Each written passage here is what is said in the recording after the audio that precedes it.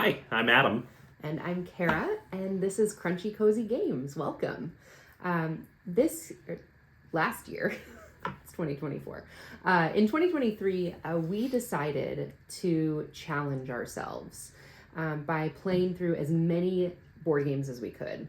And we decided it would be really fun as we did that to make a list and rank them as we played.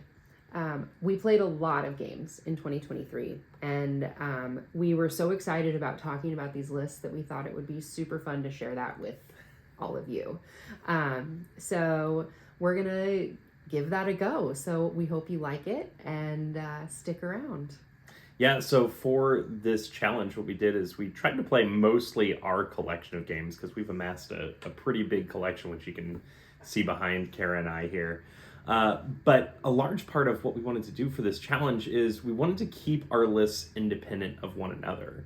And so I've seen a lot of top 100 games of all time or top 10 lists of games that came out that year. And I thought the interesting and unique thing that we could do is that our lists would be based on the games that we played together.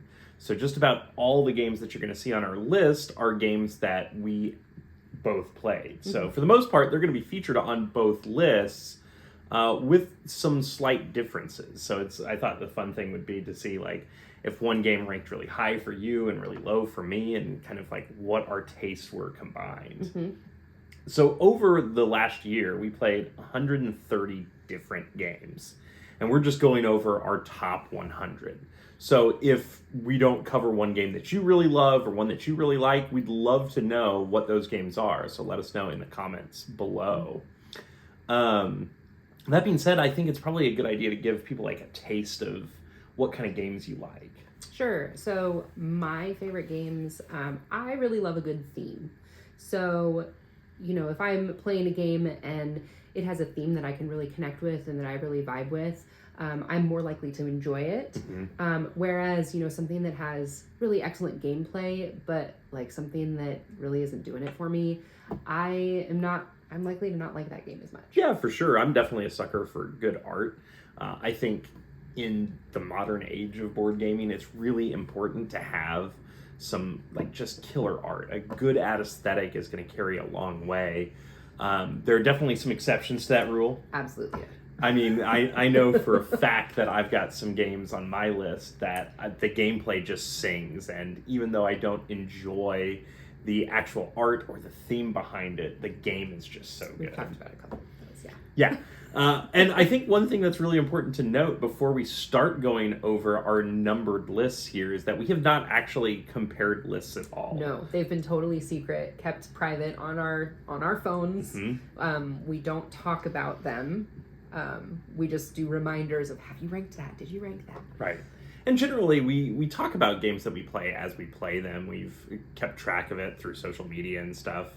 But for the most part, whether I liked a game or whether Kara liked a game or whether we both liked it, we keep it very generic. So going into this, I don't know what's on her list, and she hopefully doesn't know what's on mine. I think that we can both make some educated guesses, but I'm hoping that this brings out some surprises. Yeah, I think it's going to. So yeah. That being said, I mean, what do you say we just get to the list? Yeah. How about I go first? Okay. Because I'm going to start off the list with kind of a controversial pick. Ooh, okay. And just in true fashion for hopefully what sets up our channel for the rest of the days to come, it also reveals my giant hypocrisy as a board gamer. And that I love a good crunchy game. I love it to have something that's going to make you think. And I love for something that stretches on a good amount of time so that you feel like you can accomplish a lot of stuff. Okay. That being said, this one game is one that I feel like, honestly, it should have been a little bit more cozy because the theme kind of pushes it towards that way. You already know which one I'm going to say, right? My number 100 game is Calico. Oh, that's not what I thought you were going to say. Oh, okay. Well, good. Good. So we've already started with surprises. Cool. So, and hey, look, we're talking about 100 different games here. Yes. I personally feel that all 100 through 1 of the games that are on this list are good games. Sure.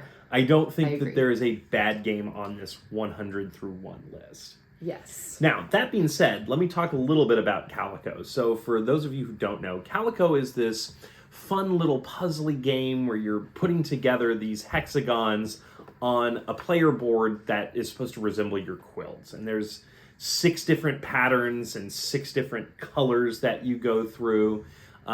And what seems like this really cozy little theme of cats and quilts, it seems So like it would be darling, right? something that would be super fun that you play in half an hour. Yeah. It's a devious masochistist puzzle. And it's so mean. It is more challenging than you think it's going to be going into it. It's so For mean, sure. not because of player interaction, No. but because there's very little of that. the people who actually. made the game hate you and want you to hate yourself. The basic premise of the game is that you're going to lay these hexagon tiles and you have specific goals. You have 3 different goals that you're trying to achieve that have to do with matching the patterns or matching the colors. And specific, like if you're thinking about poetry, like A, B, C, B type of patterns. Right. And there's overlap Right. between some of them. And so you might have one piece that has to meet 2 goals. And I think that's where it gets challenging because we are both maximizers Yes. in games. Oh, absolutely. And so, we want to meet all of the goals. Everyone. And Calico makes it really challenging to do that. Like, Well- honestly, it is nearly impossible to actually meet all 3 of your goals in a game. And I think everybody that I've played with has that experience of they're setting up the tiles, they've got like perfect, and they get down to like a couple Yes. left, and they're like, I really need it to be one of these 3 pieces. Uh-huh. And then they just never come up Yep. because the way that you draw the hexagons is you've got like a market of 3 that you're drawing from. And in my experience, whatever tile that would perfectly fit your puzzle, you would just never see. Or if you do, Somebody the else is person gonna who's take turned it. is going to take it right before you. Yes. And sometimes it's just totally innocent. They're like, this one could work, but sometimes they know what they're doing, Kara. So yeah, that's my number 100 game, Calico. My number 100 game is Point City. Oh, okay. Yeah. I think that's one of those, I think that was an end of the night play. Yeah, for sure. Mhm. Just kind of like a light, we've got an extra, we're not quite ready to be done with the evening yet. It was, it's kind of a card-based tableau building game. Right. And I think it just is, it's fun, but not fun enough that it made my list super high. I don't know. Sure. It's one of those that I think ranked higher earlier on in the year and just kind of got pushed down by other stuff being ranked ahead of it. as I we can went see through the that. year. And as far as you were talking about with theme, the theme is kind of Yeah. there. It's kind of not. I mean, the art is really cute. The art is cute, for but sure. it's very generic. It I is. mean, it looks like on one side of the card they've got the coin from Super Mario Brothers, Uh-huh. and they just give it different colors. And it is like bright and Mhm. and colorful, and like you said, I really like the art, but the gameplay is a little it's not super crunchy. Yeah. I feel like there needs to be a really good balance of crunchy and cozy. Uh-huh. Yeah. To really make it something that I'm really gonna like. And I think this hit that it was just a little too simple Yeah. to make it really high on my list. No, That's- I totally understand. I'm not going to Yeah. fight you about it yeah, on that for one. sure. I'm really interested to know where that ranks in your list. Yeah, well, honestly. you might find out soon. But not yet, because my number 99 game, and this might be another one that I think you're going to look at me a little crazy. My number 99 is Project L. Oh. I knew it. I know you like this one a Oh, lot. I like that game a lot. And so Project L is, for lack of a better term, it's competitive tangrams. Yeah, Uh, which is great. You get a black card with a white outline of a shape, and then you've got these. They're not Tetramino. They're like Tetris pieces. Yeah. almost. But they're not Ugh. 4 blocks. I mean, Right. there's one that's 1 block, there's one Right. that's 2, there's different one that's 3. shapes and amounts of Yeah, and of it's cubes. it's kind of a deck builder in that way because Right. as you do it, Mm. certain puzzles that you Yeah. fill out then earn you other pieces that you Sure. can use for later puzzles. And I think what really brings this game down for me on the list is that lack of theme. And in fact, like, they don't even really have a name. It's like they just named the game working title and went from there, and then Yeah, got to the production and they said, I guess we'll just go with that. yeah. I'm really not surprised by that. Yeah. By where that ranks for you. We've talked about how like our differing enjoyment of that game. It falls apart for me a little bit because you're kind of doing the same thing every turn, which is a lot of games. But I feel like the way that you win that game is by getting as many puzzles as you can, and then taking the master action, which allows you to put a piece on every puzzle that you have. Which I feel like is a design flaw to it of just like, oh, this game is taking too long. Oh, well, we'll throw this in. Yeah. So that's where it falls apart for me. So number 99, Project L. All right. My number 99 is a good old classic. Oh, I already know what this is. My number 99 game is Settlers of Catan. And I will say, we have played, out of all of the board games that we own, that is probably the one that we have played the most times. Against the rules, as it turns out. Yeah, we didn't realize that you weren't supposed to play the regular game as 2 players. So we had... Which makes sense, because how can you trade with 2 players? Right. Especially knowing how our games went, generally. It totally makes sense. But, we got a playthrough of this game in like last year, and I was really glad that we brought it to the table because it had honestly been a while since we had played Settlers, and I still really like it. I mean, it is a solid game. I mean, it's kind of the game that got me into board gaming, really. Definitely.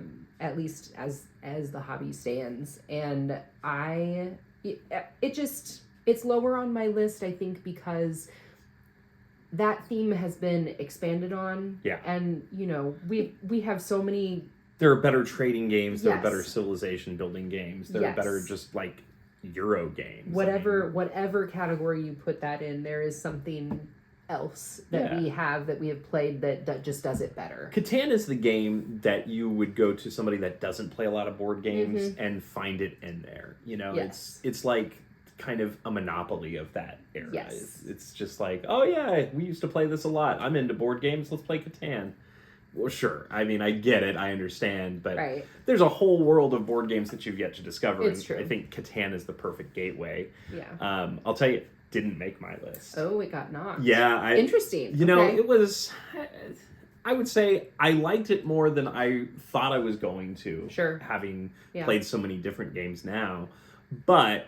I still came away from it being like, wow, we just went a whole round of turns where nobody got anything because we just all rolled 11 somehow. Yeah. How weird is that? Yeah.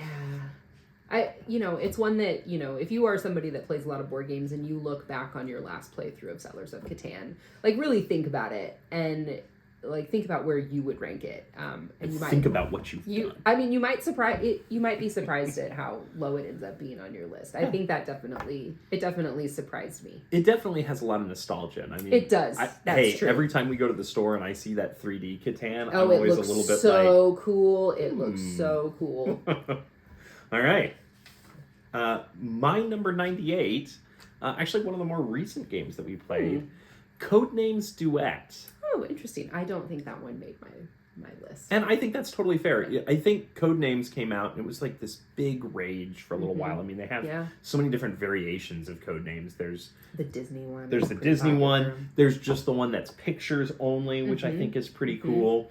And I absolutely understand why a lot of people like it. Yeah. It is a really neat co-op game on teams. We played Codenames Duet specifically, so we kind of all played it collectively together. Right, it was more of a cooperative which I think works well. Yeah. The problem that I have with Codenames is everybody thinks like, oh, you can be really clever and get somebody to guess it's hard. 3 of the words that are on the list, but it's so much harder than it's so much harder than you think it's going to be. Yes. So for those that don't know, with Codenames, you've got essentially 25 different words, and they have almost no relation. And that what the gameplay kind of is that you're supposed to give a 1-word clue and a number to your partner.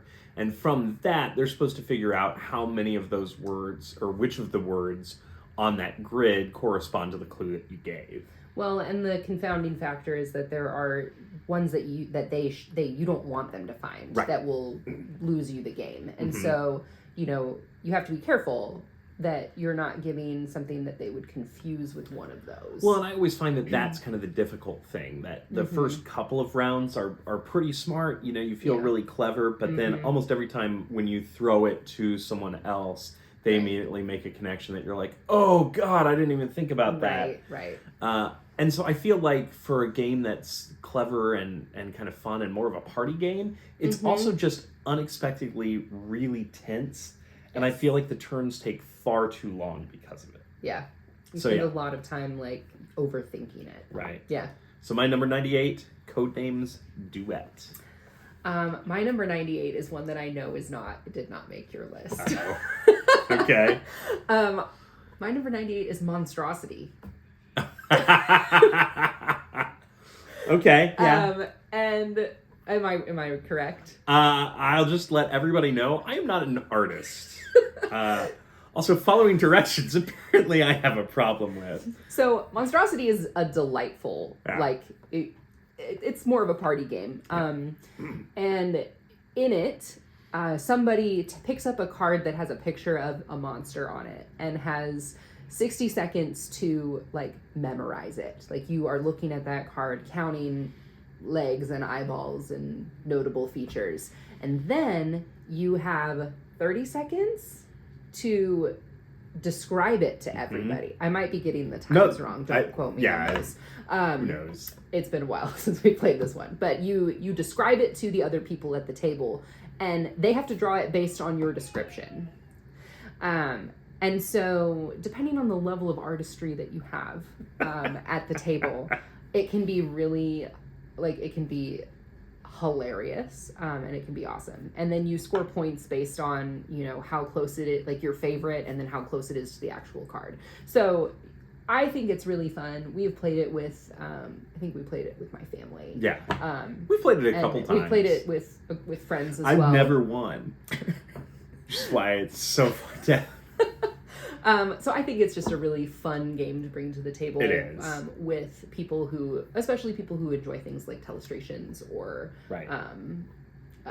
Pictionary, things like that. It's like the next level of those things. It's definitely more of a game than, say, like Telestrations is. Yes. Which, you know, I love all of those types of games too, but they're probably not gonna, and we've played quite a few party games this year as well. A lot of them didn't make my list just because when it comes to the actual game element of it, they're not really games, they're more of just like fun activities. Yeah.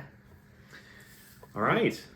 So we're on 97. Okay, my number 97 was a delightful small box game that we had a lot of fun with.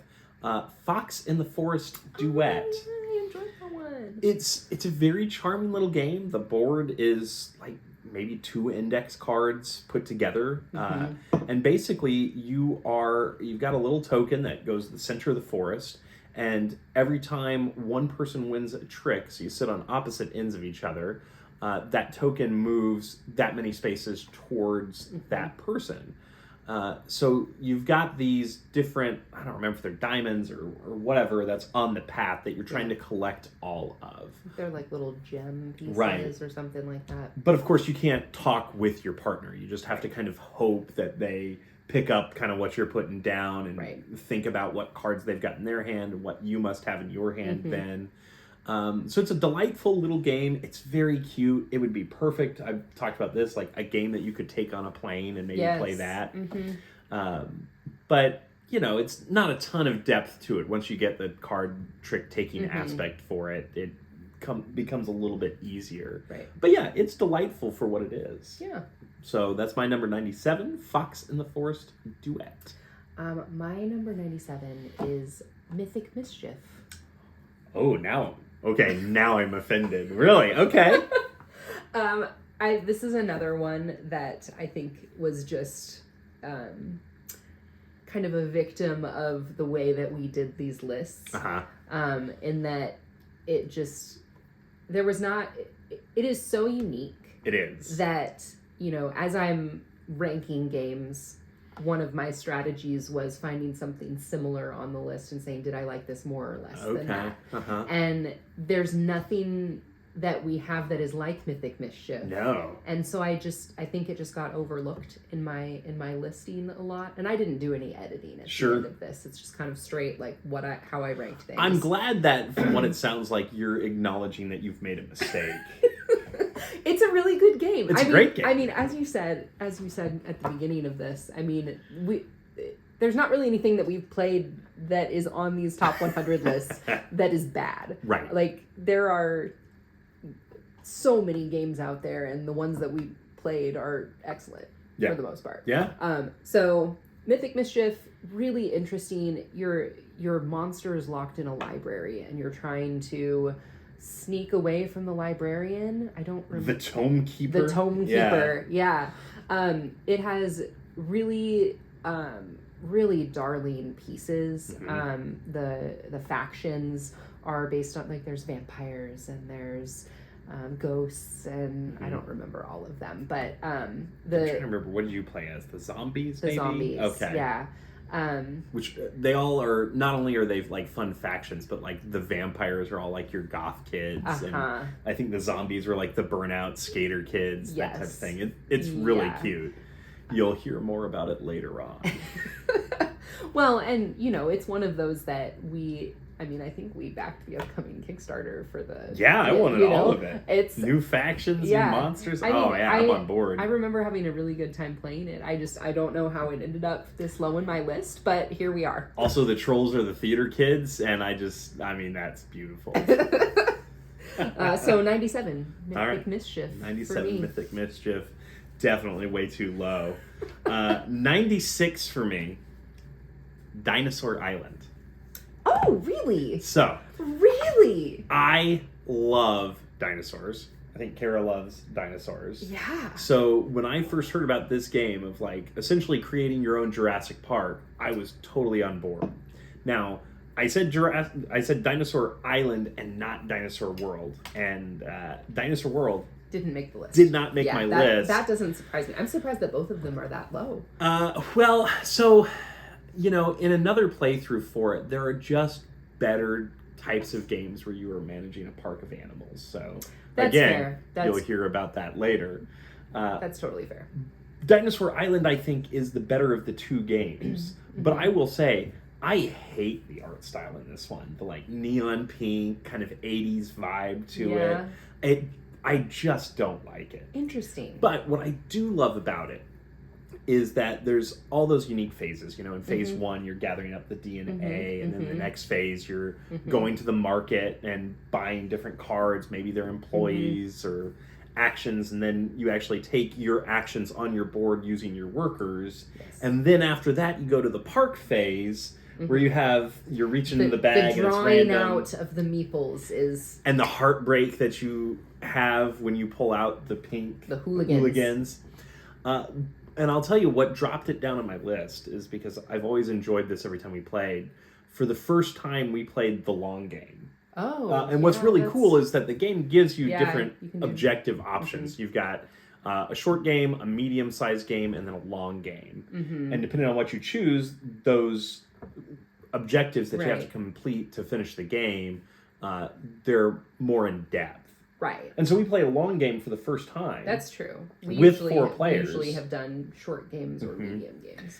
Yeah. With 4 players, and the problem was we basically all maxed out on it. That's true. Because we got to the point where literally everybody was pulling 20 some odd people from the bag, and we ran out of people. Yeah. And so if you were the last person in turn order, so many people had power-ups that would remove the hooligans. You were getting all the hooligans, which meant you weren't getting any money. Yeah. And I feel or points. Right. And I feel like that was kind of a problem. That's true. Towards the end of the game.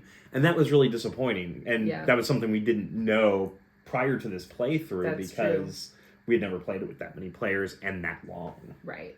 Yeah, we never ran into that before. That's a good point. So yeah, it's still a great game. I still really recommend it.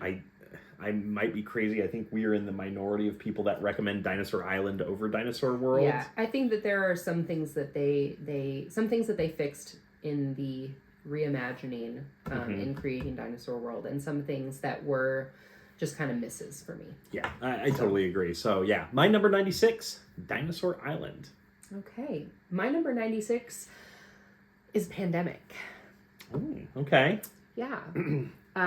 So that is another game that I think I have played more than you. Oh, yeah. It's a classic, though. It is a classic game. And I think it is one that suffers from, in recent years, hitting too close to home. I think, the time that we played through it this year, it was an excellent playthrough. I had a lot of fun. Yeah, so close. We were so close. We didn't quite make it. Nope. It's a very challenging game. So if you have not played it, turns out it's realistic. Right. The idea is that you are a team of, various people that would be involved in fighting a pandemic, like a scientist, a researcher, like operations, somebody you have roles and you are going around the world trying to find the cure to 4 separate diseases that are hitting simultaneously. And so you're drawing cards and collecting cards and trading cards in order to cure these diseases. And it's important to know that the goal is to cure the diseases, not to eradicate them. Right. So you just have to find the cures. It doesn't matter if they're still happening and there's still infections happening, you just have to cure. Right. And I think, that's one thing that even when you do win, it makes the game a little unsatisfying because there's still all of the disease on the board. Again, it turns out it's realistic. Yeah. So like I said, I think it is so far down on my list just because it is a little too real these days. I get it. I mean, that sense of realism, it totally dropped it down my list. It's not on my list. And, when I don't think that I would have ranked it that low before. Right. Because I had played it a long time before that. And yeah, I think it just is, it's that low for that reason. Number 96, Pandemic. My number 95 is a game that we actually played for the first time this year. Super cute aesthetic, really neat idea, but I felt like the gameplay just didn't quite measure up to the theme. And so my number 95 is Hickory Dickory. Oh. It's really cute. Sure, yeah, it's darling. Basically, the game board is this giant, cuckoo clock. Mm-hmm. And you are playing as these different factions of mice that get on the different hands, and they basically ride around to the next available action. It's really cute. The pieces are darling. There's 4 types of mice. You've got one with the really long tail that takes up 2 spaces. Yeah, and you've got one with a big heavy sack that can carry more items, and you've got a fat mouse that I don't remember what he does. And there's mice that you unlock. It's really kind of a neat game, but thinking theme-wise, one thing I didn't like about it is that it plays over 5 rounds. Yeah. So you basically are watching the hour hand go from 1 to 5, or 12 to 5. Yeah. And that's fine, but it just kind of felt like, I wish we were using more of the clock for that aspect of it. Sure. I also just remember it kind of feeling like with 2 players, there's a mechanic of the mouse that jumps on the hand pushes everybody to the front and then they can get pushed off. But that never happened with 2 players. Yeah, I think that there are several games that we have played this year that would have benefited from having more players and maybe would have ranked differently if we had been able to do another playthrough with additional people. At the same time, the box does say 2 to 4, 2 to 5. And so I always think if it says that, it needs to play really well at 2. Yeah. And this one for me just didn't play super well at 2, but I found the whole thing very cute. Yeah. And I mean, at the end of the day, I still had fun with it. Yeah. It just, if you said, hey, do you want to play Hickory Dickory? I'd be like, what else we got? Yeah. That's fair. So yeah, number 95, Hickory Dickory. My number 95 is one that we played fairly recently. Sheriff of Nottingham. Okay. So in Sheriff of Nottingham, you are playing somebody who is a merchant. Yeah. You're a merchant? You're a merchant. Yeah. There's the cheesemonger and the potion person. And so you are declaring your goods to the sheriff. And so you might be telling the truth and you might be trying to smuggle in contraband. And so each player takes a turn or takes 2 turns being the sheriff. It depends on how many players you have. Yeah. So each you take turns being the sheriff, and so essentially you have to lie to everybody, or I mean. Yeah, what I will always remember about this game is you swearing on our child that you weren't lying to me. I was lying. Twice. Sorry, bud. I mean, it worked. It did. It absolutely did. Yeah, I was the big advocate for playing this game, and it did not make my list. Oh, really? It didn't, and I'll tell you, I think that there are just better bluffing games. Sure. I think in a lot of ways, this game is there's just more moving parts to it than some other bluffing games. Sure. I did really enjoy, I think the reason that it did end up on my list is that I enjoyed the pouches that you put your cards in, and you put your cards and you say, this is 6 apples, and you slide it across the table to the person who's the sheriff, and they have to decide if they're going to check or not. I think what's really interesting is that when you slide it across to them, you can also put money on it or be like, hey, that's 6 apples. Yeah, bribery totally allowed. But, also here's a $5 for you. You don't need to check it. Right. It definitely played very interesting with the group that we had. Yeah. And I mean, it was fun, but like you said, there's better bluffing games and there's better party games as well. Yeah, so, I think it would be a hard game to consider a party game because there's so many cards to it. That's fair. Yeah. But yeah, I do enjoy it. I think it's fun. Yeah, so 95, Sheriff of Nottingham. All right, my number 94 is another trick-taking game, and it's another 2-player trick-taking game. Oh. And so you already know which one it is then, because I think we only played 2 this year.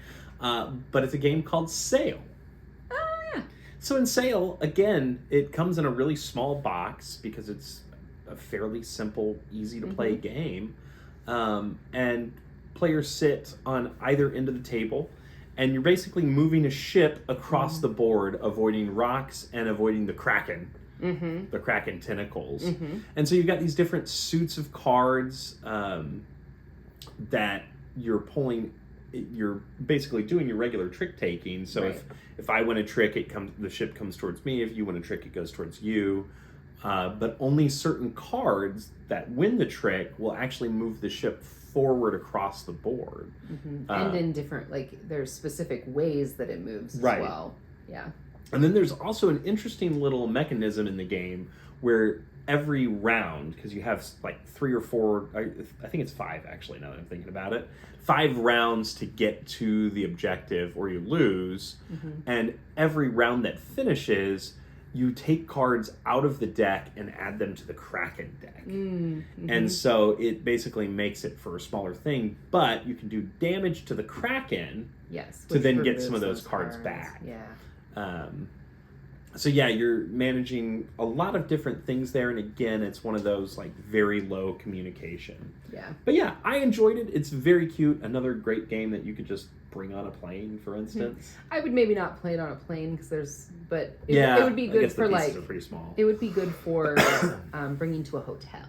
Okay. It's packable for pull out the table that's got the Bible in it, just put it on that. Yes, exactly. Yeah, or that random coffee table, the desk. The desk, yes. It's got to be used for something. Yeah. So my number 95? 94. My number 94, Sail.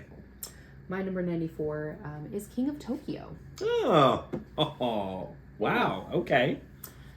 Again, it's one of those that I think has just been knocked down Sure. as I've added more games. I really enjoy King of Tokyo. It is one that we actually have probably played more than some of the others. It's a very simple game. It's very easy to teach.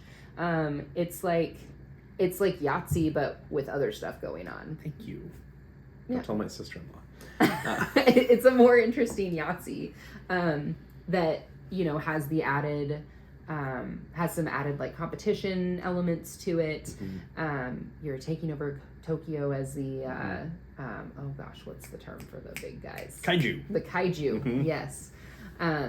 So I am a fan of the Space Penguin and also the Robot Cat. I mean, I was gonna say I figured you'd be a Robot Cat. Oh, it's because the Robot Cat has pink on the armor. Yes. Yeah. So adorable standees, pretty simple game. like you get things for dice and you get points for dice depending on what you decide to collect that turn. Right. I think where the game ends up it's just a simple game, and so I think it just didn't end up comparing well to some of the other games that are higher on my list. It's also one of the few games that we played this year that has player elimination. That's true. You can get so that you take too much out. damage, and so then you get knocked out, and then you just have to wait for the game to finish. Yeah. The benefit is that it is a very quick game, Yeah. and so even if you do get knocked out, if somebody is getting knocked out, it is likely that the game is almost over anyway. Right. Yeah, I think that's true. But yeah, it's a cute game. They have the cooperative one, King of Monster Island. Oh. I would be wanting to try that because I think it'd be kind of fun as a co-op game. Yeah. Yeah, So neat. 94, King of Tokyo. My number 93 is a game that I feel like I really love the look of and I love the pieces of, but I feel like I've figured it out now and it doesn't really interest me all that much. 93 for me is Photosynthesis. Oh. So I really like the game. Fair, yeah. I think the box is super cool, and you have seeds for trees, and every player 1 through 4 has a different season of trees. Like there's the winter trees that are blue, like the evergreen. And then there's like the summer trees that are very like green, and the autumn trees that are orange. It looks beautiful. The artwork is really well done in it. But essentially what you are doing is you're planting seeds and you're growing your trees that have 3 different sizes, and you're absorbing all the sunlight as it moves around. And so the actual board has this cool sun piece that clips onto each corner of the hexagon. And so depending on where that sunlight is coming from, taller trees block the sunlight from the shorter trees. And I think it's a really neat game, but I also feel like it's one of those that it's a race to the center. Sure. And whoever gets that center spot first is going to get the higher point token and probably win the game unless they really just drop the ball. Yeah. But I feel like it can be really frustrating for new players that don't know that right away. Yeah. Because if you feel like you're just constantly getting blocked for light, you can't upgrade your trees, you can't grow new seeds, and it's probably a slog. Yeah. I do think that this is one that, we have played it now with 2 players and with 4 players. And it's definitely, there's more going on with 4 players, but I think that its cozy factor goes down with more players. I think absolutely. It's definitely more of a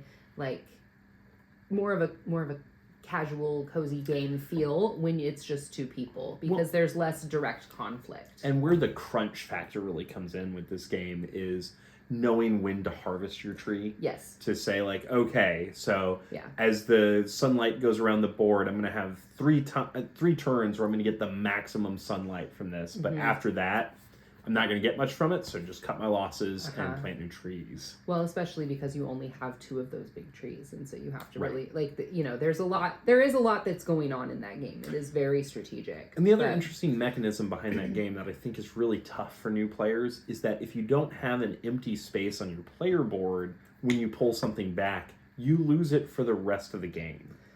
That sounds really daunting for a new player, but it's actually not that bad. I mean, for seeds and some of the smaller trees, I'm like, good, get those out of here, I'm done. Yeah, that's true. But there is definitely some strategy in when you relinquish some of your things. We also have the expansion to that game, Under the Moonlight. We haven't played it. We have not played it. I've heard it's not so great. So we'll have to check it out and maybe we'll update back. the list next year. My number 93, Photosynthesis.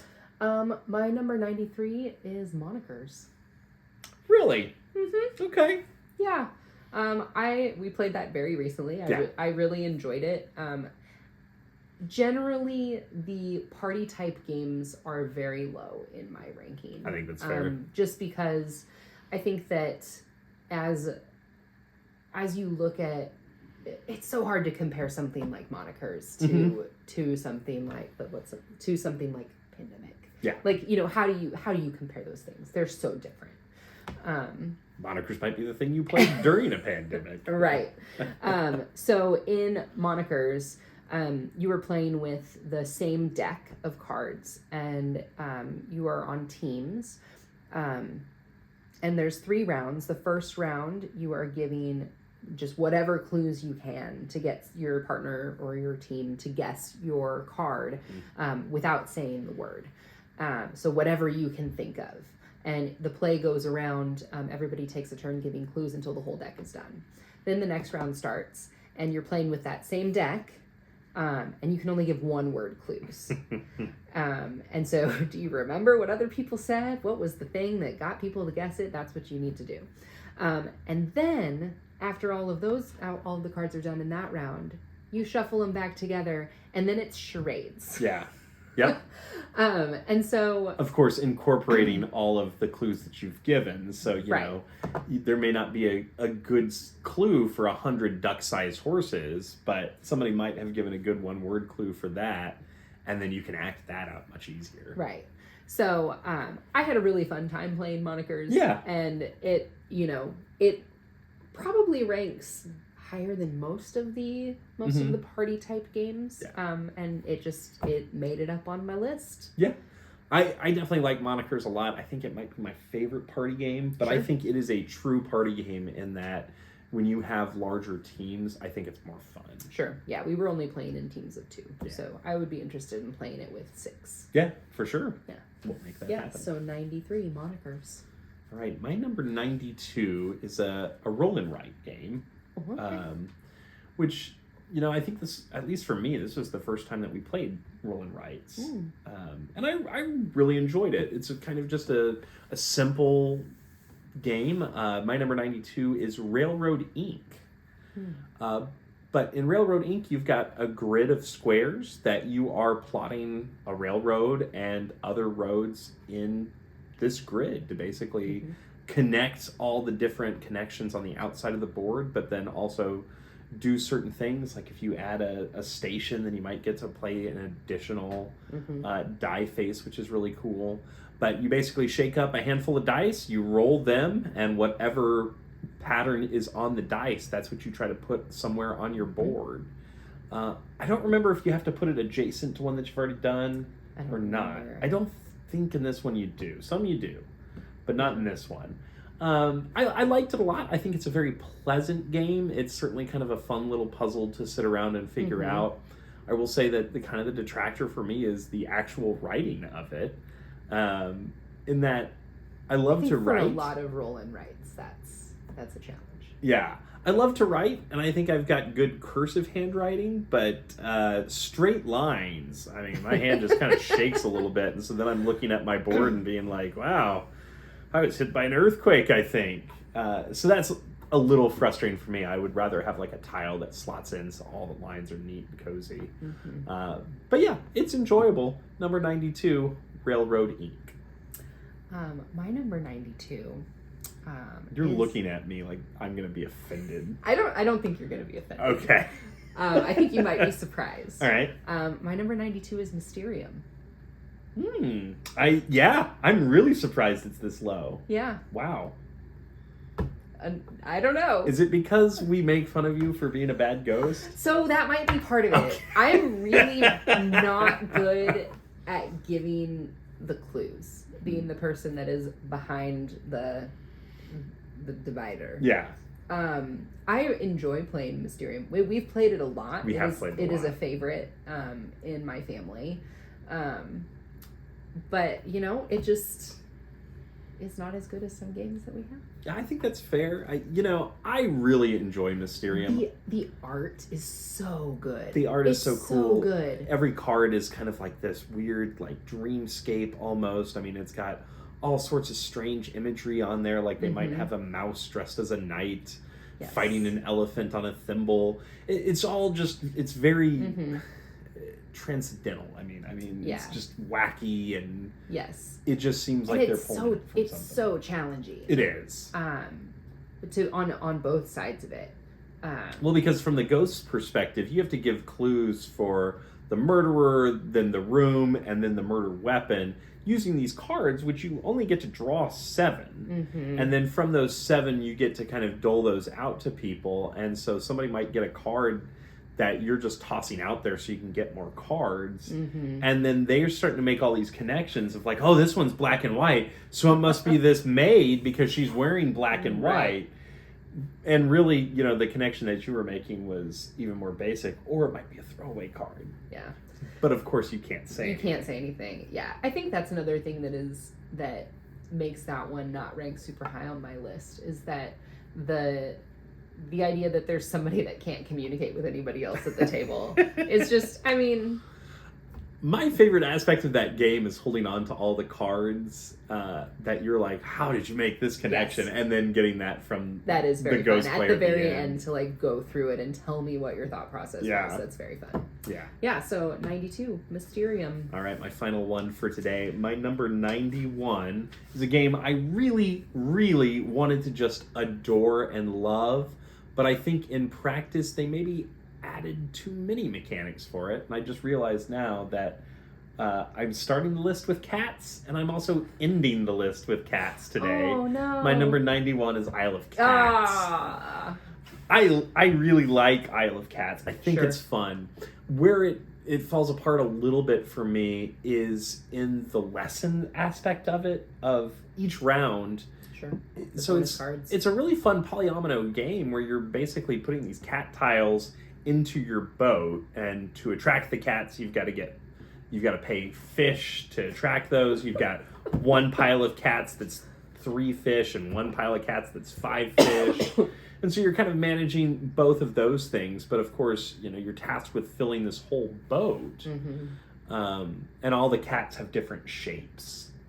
And there's like 5 different suits of cats and all that kind of stuff. Plus and an treasure. Extra one. Right. Yeah, and treasure. I really enjoy that aspect of it. Mm-hmm. If it was just kind of managing the fish and stuff, I think I would like it a lot more, but where it falls down for me is those lessons. The bonus cards. Yeah, because every round you essentially get these cards that you kind of pass between each other. And those cards could have things like baskets, which you need to bring cats to your boat. They could have special abilities or raise how early you're going to go in turn order. Right. But then there are just cards that are lessons that essentially just score bonus points. They might be things like have this many cats touching the edge of your boat. Well, and that's one where, because you're playing with a deck that all of these cards are coming from, there's no guarantee that you're going to get something early on that can really guide your gameplay to get you lots of points. And so, you know, if you get that one that's like, have 3 green cats or 6 green cats on the edge of your boat, and it's like the last turn and you don't have that, like that card is useless to you. Whereas if you'd gotten it in the early game, you could have really strategized. Well, and I think they try to kind of balance that by being like, well, then just don't take that card. And so the idea is when you're taking the cards, you've got to pay fish for those cards as well. But I wish that there was some sort of mechanism where if you didn't take a card that you drew, you got like a fish so that you could get more cats. Yeah. But then, of course, you're also limited by how many cats you can get from the island, by how many baskets you have. So there's just a lot that's going on that I wish it was actually just a little bit more simple. And before anybody comments like, oh, there's a family mode, we've not played the family mode. That's true. Maybe we will at some point. If it does exactly what I'm describing, leave us a comment, let us know. Yeah. So yeah, my number 91, my final game for today, Isle of Cats. So the last one we're going to talk about. Oh, gosh. When you look at me that way, I just know you're trying to make me angry. You're going to be offended by this one. Oh, gosh. So my number 91 is Dwellings of Eldervale. Ooh. Oh, that one hurts. I know, dagger to the heart. So Dwellings of Eldervale it's a very crunchy game. Which, you know, normally I like. And the theme is like right in line with what I would love. Yeah. And I love putting the hats. Oh no, you don't get to do that. If it's this low on your list, you don't get to talk about putting the hats on the meeples. Okay, fine. I won't talk about I'll get to do that later. Stay tuned. I won't talk about putting the hats on the meeples. That game, when we played it, was a really bad day for me. It was. It was a tough day. Yeah. I think you were still on maternity leave, and... It was... Well, no, because No? No. Oh, yeah, I guess not. But it was on a weekend day, and our 4-month-old at that time was cluster feeding throughout this game. Yeah. And so there were lots of breaks. There was lots of me not being able to focus. And then it just was like... Yeah. It definitely felt one-sided. I mean, sometimes did. that happens in competitive games where I had a lucky roll that I was able to take over one of the monsters, which just made it that much worse. It did. And I think it's one that we've talked about we would really like to bring to the table with more people. Yeah. I think that it would change the game in a good way rather than makes playing the map with bigger. two. That too. And so it's one that I would definitely like to revisit, but based on that one playthrough that we had of Dwellings of Eldervale, it is number 91 for me. Okay. Well, that is the start of our year-long list of games. That was 100 through 91. So if you've enjoyed this list and you want to find out what's coming up later on our list, which I think one thing that's really interesting is I don't think we had a single crossover on this list. We did not.